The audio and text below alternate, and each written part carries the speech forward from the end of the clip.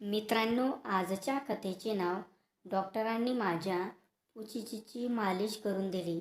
मित्रांनो, माझे नाव राणी आहे आणि मी 40 वर्षाची.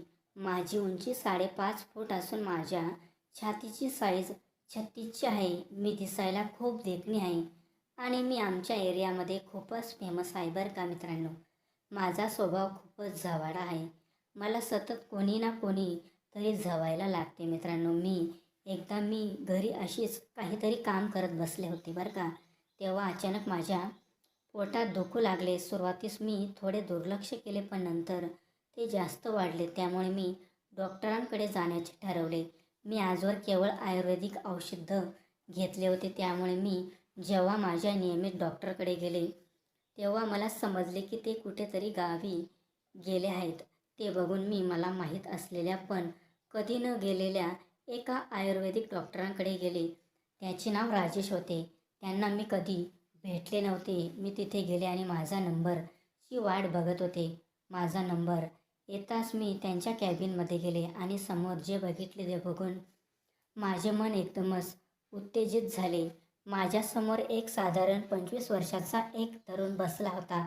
तोच डॉक्टर होता. बाई, इतका हँडसम डॉक्टर मी माझ्या उभ्या आयुष्यात कधी बघितला नव्हता. त्याचे ते नाक, त्याचे ते घारे डोळे, फिरणारे शरीर, दृष्टी पाहून मी एकदम घायाळ झाले. मित्रांनो, माझा नंबर लागला आणि मला सिस्टरने डॉक्टरांच्या कॅबिनमध्ये पाठवले. तर मित्रांनो, मला डॉक्टर बोलले की तुमच्या पोटात इन्फेक्शन झाले आहे. तुम्ही तुमच्या पोटाचा मसाज करून घ्या, म्हणजे ते ठीक होईल. माझ्यासाठी आता लेडीज कोणी नाही, ते डॉक्टर मला असे बोलले. त्यावर मी म्हणाली, त्यासाठी लेडीज कशाला हवी, तुम्ही केली तरी चालेल, माझी काहीच अडचण नाही. मी त्यांना मुद्दामच असे म्हणाले कारण मला त्यांच्या हाताचा स्पर्श त्या निमित्ताने होणार होता. तो पण लगेच तयार झाला आणि त्यांनी मला दिवस वेळ दिली. त्या दिवशी मी तिथे गेली. अख्ख्या क्लिनिकमध्ये आम्हीच दोघेच होतो कारण तो सुट्टीचा दिवस होता. त्यांनी मला झोपायला सांगितले. पोटाचा मसाज असल्याने मी साडीच घातली नव्हती, पण मी ती साडी मुद्दामच पारदर्शी निवडली होती. त्या साडीचा आकार खूपच छोटा होता. त्यातून माझ्या शरीराचे सगळे अवयव स्पष्टपणे दिसत होते. मित्रांनो, मी माझी साडी इतकी खाली बांधली होती की माझी बेंबी तर सोडाच, पण माझ्या चिमणीवर असलेले बारीक बारीक केससुद्धा दिसत होते.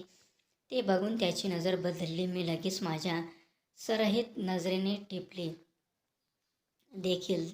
त्यांनी कोमट तेल घेतले आणि त्याची एक बारीक धार माझ्या खोलगट बेंबीत सोडली. तेलाने माझी बेंबी सगळी भरताच त्यांनी त्यांचे हात माझ्या पोटावर ठेवले. त्यांचे ते राकट हात माझ्या पोटावर पडताच मी शहारले. माझे शरीर गोरे गोमटे पोट पूर्ण आतमध्ये घातले. मित्रांनो, काय सांगणार, खूपच मज्जा येत होती बरं का.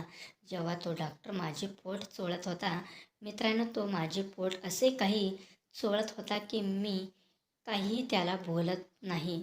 ते बघून तो सरळ खाली गेला आणि त्याने माझी साडी वर केली. माझ्या निकरला त्याने झटकन उतरवले आणि मला उघडे केले. माझ्या गोऱ्या पुचीवर त्याने त्याची तोंड घुसळायला चालू केले. आता मित्रांनो, त्याने त्याची जीभ लगेच बाहेर काढून त्याने माझ्या पुचीवर चाटायला सुरुवात केली. मित्रांनो, आता तो जोरजोरात माझी पुची त्याच्या जिभेने चाटत होता. आता मी पण जास्तच गरम झाले होते. मित्रांनो, माझ्या पच्चीवर एक पण केस नव्हता. त्या कारणाने तो माझी चिमणी म्हणजेच माझी पच्ची तो जोरजोरात चाटत होता. त्याला खूपच मज्जा येत होती पच्ची चाटायला. आता मला पण मज्जा येत होती बरं का मित्रांनो. तो आता जास्तच गरम झाला होता. त्याने लगेच त्याच्या पॅन्टची चेन खोलली आणि त्याचा मोठा असणारा बाबूराव दांडा बाहेर काढला. त्याचा बाबूराव बघून मी खूपच खुश झाले आणि त्याने सरळ माझ्या पच्चीमध्ये त्याचा बाबूराव टाकून दिला. कच्चा कच मित्रांनो, जसा त्याचा बाबूराव माझ्या पच्चीमध्ये गेला तशी बाई मी जोरात ओरडली. त्याने लगेच त्याचं तोंड माझ्या तोंडात दिलं आणि माझा आवाज त्याने बंद केला आणि आता तो माझ्या खाली पच्चीमध्ये त्याचा बाबूराव टाकत होता आणि वरती माझी दोघं आंबे दाबत होता. बाई, आता मी त्याला सांगितले की डॉक्टर, माझ्या आंब्यांची पण तुम्ही मालिश करा.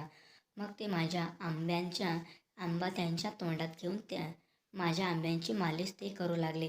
डॉक्टरांचा हात माझ्या आंब्यांना लागताच मी एकदम शहारून गेले बाई आणि एकदमच गरम झाले. मित्रांनो, काय सांगणार, जेव्हा तो माझे आंबे दाबत होता आणि खाली माझ्या पच्चीमध्ये त्याचा बाबूराव टाकत होता ना, तेव्हा मला असं वाटत होतं की जणू काही मी स्वर्गातच आहे बाई. आणि आता तो जोरजोरात कंबर हलवत होता. मित्रांनो, तो डॉक्टर होता, त्याने काहीतरी खाल्लं होतं, त्या कारणाने त्याचं पाणी हे लवकरच पडत नव्हतं. त्याने बरोबर मला अर्धा ते 1 तास बरोबर ठोकून काढलं बाई.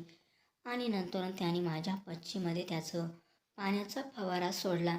जसा त्याच्या पाण्याचा फवारा त्याने सोडला, त्याने पटकन त्याची चड्डी घातली, म्हणजे चड्डीची चेन लावली आणि तो कॅबिनच्या बाहेर निघाला. मित्रांनो, नंतरून मी माझी साडी बरोबर घालून मी पण कॅबिनच्या बाहेर आले बरं का.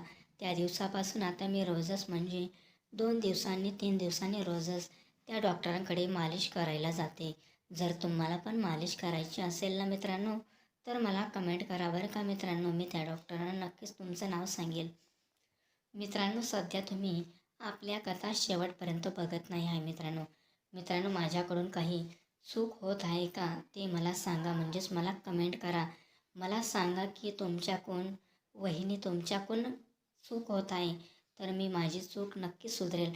मित्रांनो, तुमच्या सांगण्याप्रमाणे मी स्पष्ट शब्द बोलत आहे, परंतु मित्रांनो, तुम्ही माझ्या कथा शेवटपर्यंत बघत नाही मित्रांनो. मित्रांनो, ही कथा तुम्ही शेवटपर्यंत बघितल्याबद्दल माझ्या पुच्छीचा तुम्हाला सर्वांना नमस्कार.